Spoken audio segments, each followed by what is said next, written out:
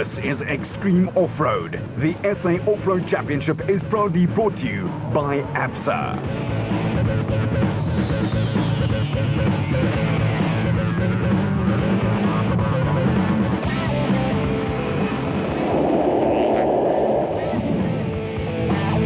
The second round of the ABSA Off-Road Championship happens in KwaZulu-Natal this weekend, when the Nissan Sugarbelt 400 will make the sugarcane shake in the Natal Midlands. And even though the all-new Super Production class winners of the first race in the series, the Nissan Dealer 400, was the team of Hannes Grobler and Francois Jordan in a Nissan Navara, the battle lines have been drawn. The Nissan team, under the capable and proven leadership of Glenn Hall, have notched up an unprecedented 5 consecutive championship titles, and they're looking for a full score in cricket.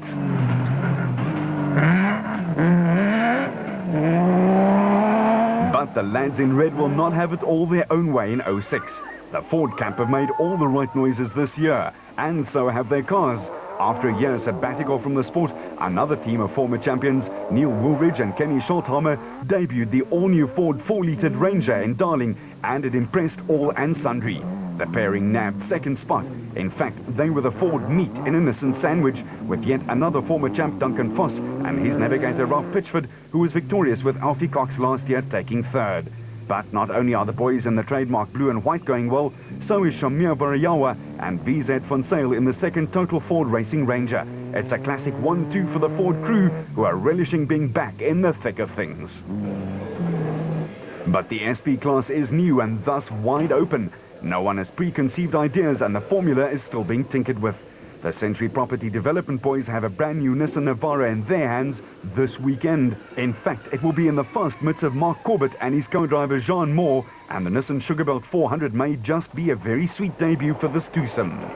In Class D, Toyota drew first blood when reigning Class E champions Chris Visser and Yapi Badenhorst flew the Japanese manufacturer's flag high in the Tyco Trucks Hilux 2.7 in the Western Cape's dust and dirt. They look to be in form, but don't write off brothers Hichu and Jaap de Bruin and their Toyota Hilux in the telltale green and red colours of Castrol. They certainly have a score to settle.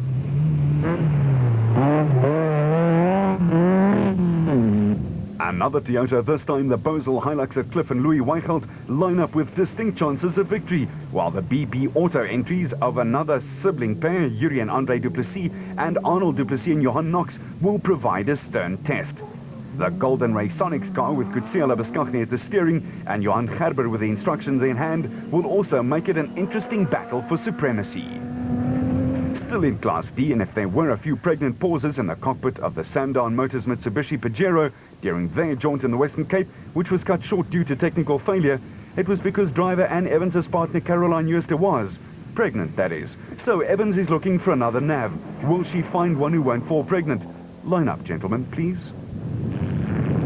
To Class E, where 4 rivals, Nissan, Toyota, Ford and newcomer Mahindra will draw a line in the sand. Brian Martin and Oki Fourie won in the Cape in their Toyota Hilux, but they'll be keeping a wary eye on the 05 Class D champion Manfred Schroeder and Ward Huxtable in their big and impressive sounding Ford Racing Ranger.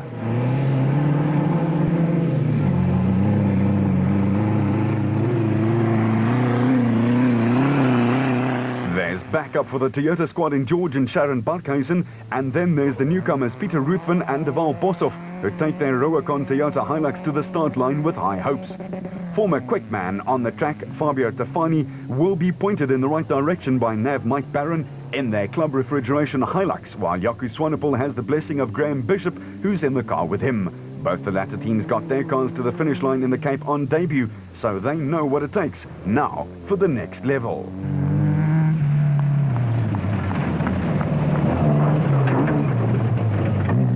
Talking back up, Schroeder and Huxtable share mechanical digs with Rob Gurney and Graham Steinbach and their Ford Ranger, and they also look like a crew with a bright future ahead of them. The Mahindra did not make the cut in Darling, but Douwe de Boer and actor Ben Creer will certainly not be role-playing as they try to take the big car to its first finish line just outside Pietermaritzburg and Eston. In Class F, they're expected to have a gloves-off battle, as the brothers Mark and Stuart Moffat in the Bosel Landy will be arm wrestling the 2 Kopanong Hotel Super Team cars of Andre Botha and Richard Carolyn. They're in the Chevy, and Chris Fick and Herman de Villiers will be in another Land Rover, this one all black.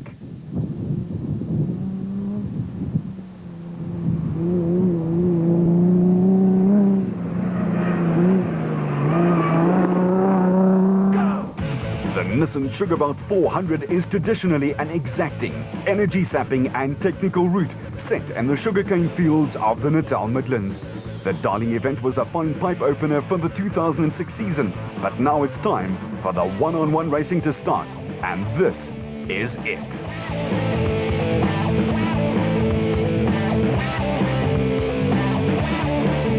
After just one round for the production vehicles, and it's Grobler and Jordan who earned a full 25 points from their first win in 06. The big Ford SP was second, and Visser at Badenhorst upset some of the bigger name teams by taking a fine fifth. The top 10 though is bound to look very different after the second round's racing.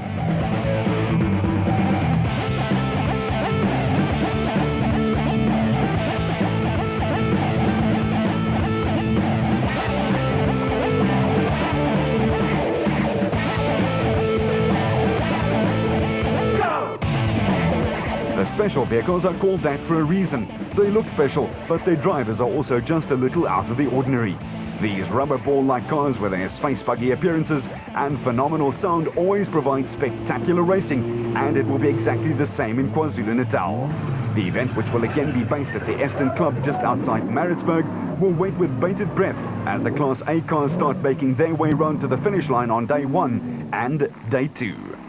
The first round was a triumph for the Lone Ranger Brandon Harkis, who in the motorized single-seater stole the show, placed in the top 5 and won Class A handsomely. However, the Nissan Sugarbelt 400 is demanding, and having to do both the driving and navigational duties will be a tough ask there.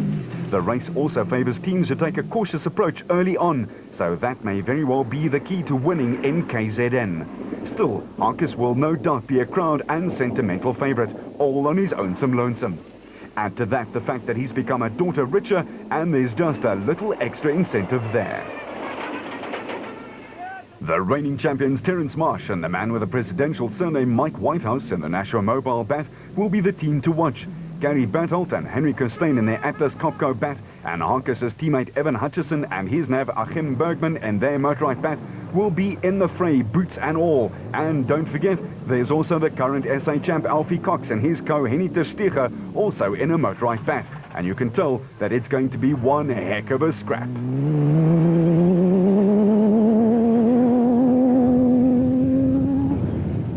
05 title contenders Nick and son Ryan Harper also in a Bat, Rob and Gareth Walk in the Super Pave Chenoweth, and Clint Gibson and Mike Brown in the Absolute Bat all have the credentials to clinch the class win.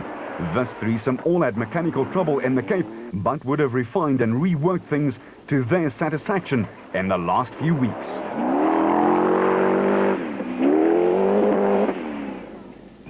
There were several teams that did not make it to the start line in Darling. Crews such as Herman and Banta Solwald, Karl-Heinz Solwald here soloing, and Paul Helberg, both cars flying the Solwald Transport banner.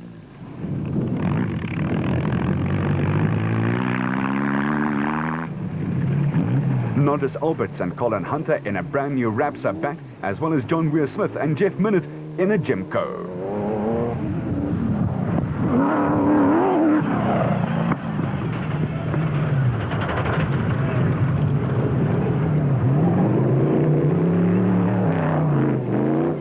John Moore and Ashley Thorne in the Koloi Chev Chenoweth were an impressive fourth in the Western Cape, and Giel Nel and Johan Smallburger look as though they could weld into a useful combination in the Bozel Luke Truggy. Given the severity of the Sugarbelt route and the vagaries of motor racing, this is one event where one would fancy these crews who adopt a softly catchy monkey approach to outscore the brigade of chargers.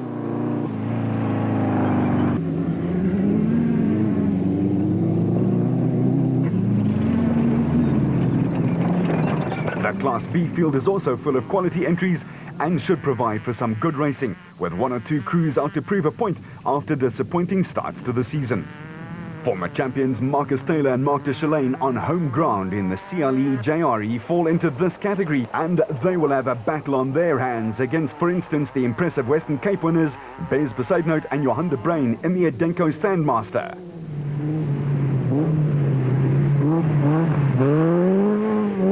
And don't forget Ernest Corbett and Warwick Goosen in the Century Property Developments Bat.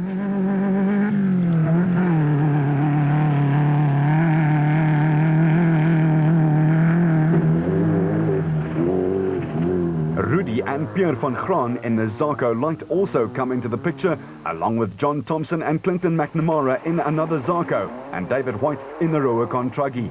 There will be a great deal of interest in the return to racing of the experienced Marius and Tracy van Vieren, who will be out in a Bozel-backed Zarco. As was the case in the Western Cape, where Besaidnout and De Bruin finished 5th overall, the Class B contingent will be out to upset a few Class A apple carts, and it would come as no surprise to see 3 or 4 of the Class B runners finish in the top 10. Top 10 finishes would also be an incentive for Class S runners, where the crew to beat after an impressive 7th overall on the Nissan Dealer 400 looked to be Archie Rutherford and Craig Doubtfire in the Nashua Mobile Raceco.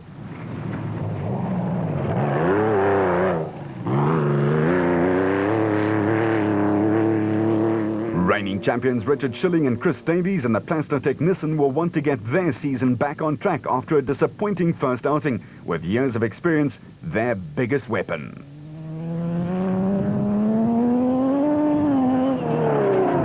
Naeem Mosaji and Nazim Moti and the Tyre Rack Mighty Mag also pose a big threat, with Nick Gosler and George Bowie in the Kopanong Hotel Super Team Raceco completing the numbers in a class that has the potential for some interesting encounters. At this early stage, however, Rutherford and Doubtfire look to be the front runners. There's no doubt that the racing will be tough, uncompromising and downright hard. The Nissan Sugarbelt 400 always promises that and delivers too. We'll be there with every turn of the wheel, and that means that you will get inside skinny on all of the action, exclusively right here on Supersport.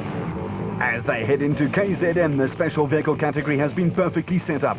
Harkus leads by 6, but the reigning champion Marsh and Whitehouse are scrappers of note. Watch out for Corbett and Goosen's bat, but then again, the win can come from someone who's not even there, such as Cox and Ter Steege. The Nissan Sugarbelt Prologue is over 40 Ks at 1 on Friday, and then it's hell for leather with more than 8 hours worth of racing awaiting crews. Until next time, you keep it on the road, we'll keep it off-road.